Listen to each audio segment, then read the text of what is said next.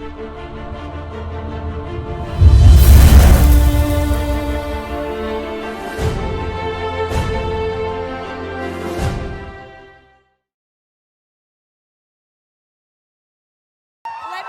to the New York Comic Con stage, playing Buddy Lil Rel Howery, as Mouser Utkarsh Ambudkar, as Keys Joe Keery, playing the dual role of Millie and Molotov Girl, Jodie Comer, and of course, our guy, the one and only Ryan Reynolds.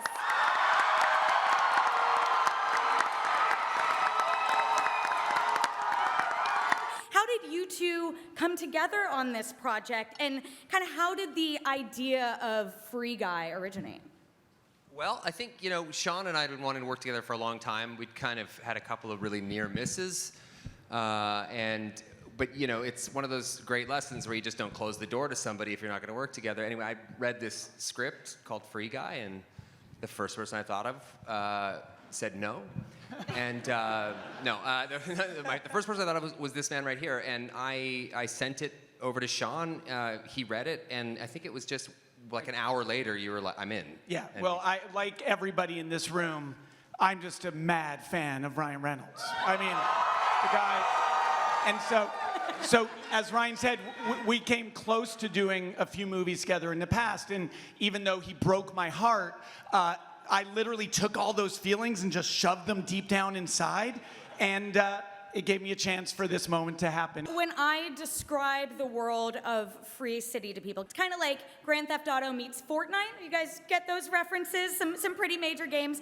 But it's not just the world of Free City that you've created. There's also the real world that you have as, its own visually distinct area. Talk to me, Sean, about kind of creating these two elements and having them work together. Yeah, so it toggles back and forth between the real world and the world of Free City, which is the name of the video game in the movie. It's called Free City. And so we created some pretty strict rules for ourselves so that you guys as an audience would never be confused about which world you were in. So the world inside Free City is very saturated in color. The frames are clean and wide angle. We used a large format Alexa 65 to shoot with. Some Alexa 65 fans out there. Actually, and I know that Matthew Vaughn mentioned that Kingsman was they shot that using the same lenses as Lawrence of Arabia. Our lenses shot Fantastic Four as well, and they just killed. And actually, they never broke down once. Those can take a licking. I'll tell you that much.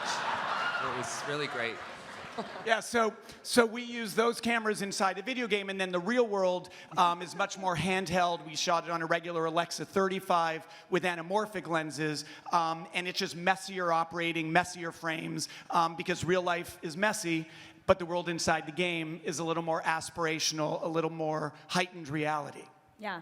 Jodie, in this, you play two different versions kind of the same character as well. You have Millie, and then you have Molotov Girl, which is kind of your avatar within Free City. Talk about how you created these two versions of the same character to be pretty different from each other, but still have that same root base of being Millie. Yeah, I mean, there were a lot of conversations with Sean at the start of this process, and I think the biggest thing for me was the physicality of her. Obviously, we had the help of the incredible hair and makeup department, but when we first meet Millie, she's quite defeated by the world, and her avatar, Molotov, is so empowered.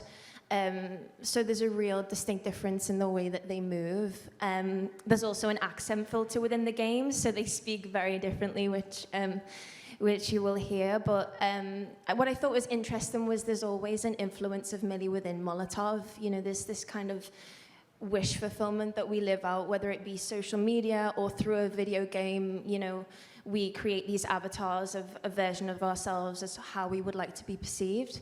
So yeah, it was interesting to flip between the two of them. Joe, I heard Ryan give you quite a compliment yesterday, which was that no one delivers exposition as eloquently as you do in this scene and in this movie. He's very kind in saying so. He delivers exposition better than anyone I've ever seen in my life. You make it like entertaining and riveting, all the while looking like a goddamn snack. There we go. Right? I think that was, one of the, coming into the project, that was one of the parts that I was most excited about and nervous about, just having to deliver all of this information and kind of the background of the game and sort of what had happened prior to the story starting. And it actually turned out to be one of my favorite parts about working on this project, I'd say. As the people who are in the real world and also can control Free City, talk a little bit about the fun of getting to have one version of the character feed into the other and almost being like superheroes, right, within the world of Free City because you have that control with a keyboard in the real world. Yeah, I mean, keys and mouse are sort of get to manipulate the world as we're inside of it, which is really exciting. When we run into Guy and we're trying to sort of apprehend him, we're literally playing the keys and moving the world all around him to create obstacles and problems for him to try and catch him, and it just so happens that we are maybe able to do so. I was like, wait, is this a giant spoiler? Any gamers, you're gonna see there's so many callbacks to the games that we know and love, and I don't wanna give any of them away because they're so special. And we have a lot of people from the gaming community that you're gonna be really excited to see in this film as well. It's definitely, as somebody who loves this world, who's like on a headset, fighting with or playing with, 13 to 90-year-olds every night for hours on end, to my wife's chagrin, is I'd be at this movie day one to see it in the theater, so I'm just really grateful to be a part of it. Now, Rel, obviously this is a big movie filled not just with comedy, but a ton of special effects as well. But I am curious to hear from you, what was kind of the comedic strategy on set, and where was the room for improv within these bigger set pieces as well? Well, Sean did a good job of directing that. Like, I didn't have to just do a bunch of random stuff.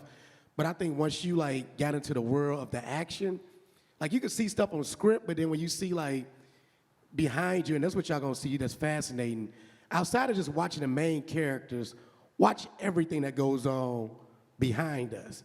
So we could be walking down the street and then you may see a random explosion, but we act like, oh, I see this every day, no big deal. So to see that in person, I'm a big movie fan, and I was told Sean this the first time we met, to see how all that happens was really fascinating, especially as a comedian, to see all these explosions and robberies happening. All this stuff is happening as we just walk down the street casually like it's not a big deal.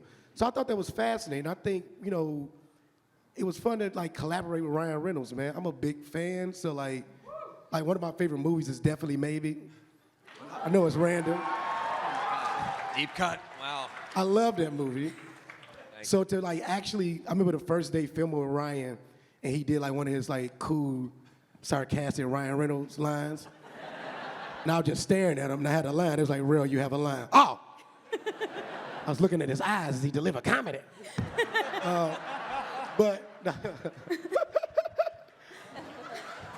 So this was a dream come true to work with Ryan, and to do it in an action comedy was so much fun, man. So thanks for letting me be a part of this. When Ryan actually came across the script, Free Guy, and called me up, he's like, I think I might have found the perfect thing for us to do together. And so we met. This was summer of last year, and we saw the same movie in our heads, and it's been a ridiculously easy and fun collaboration. The movie's about a bank teller who wakes up and finds out that he's a background player in a video game, in a crazy, violent, insane video game. And I think that that's also something that people look around these days and they think, they're watching the news or they're just wandering outside of their house. Sometimes it feels a little bit like that. You pinch yourself and see this can't be actually real or happening. You feel like you're just kind of a passenger on this ride that you have no control over, and it can feel overwhelming, and we can all feel powerless, right? In life, in this world, in these times. So this movie that is, yes, set inside a video game is also about taking control of your life, having an impact on your world, and those themes were really kind of juicy and compelling to Ryan and I. I don't think I've been as invested in anything this much since Deadpool. So for me, it's one of those things where all the eggs are in the basket. I'm super excited to unleash this on the world and have this open everywhere. And I know Sean is, and it's just a story we love telling. And it's literally, we have never shown any footage or talked about the movie much for anybody until today. So this New York Comic Con crowd is literally an exclusive and first time anyone ever, anywhere is going to see anything. So that's both daunting and super exciting.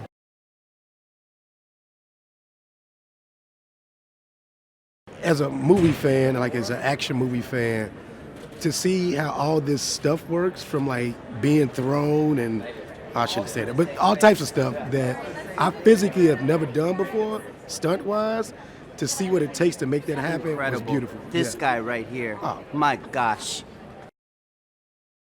The trailer looks amazing.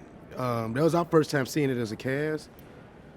Man, yo, and it was just like small pieces of what you've seen. So like, for what my mind is blown right now. I cannot wait to see the whole movie. This is gonna be a big one, yo.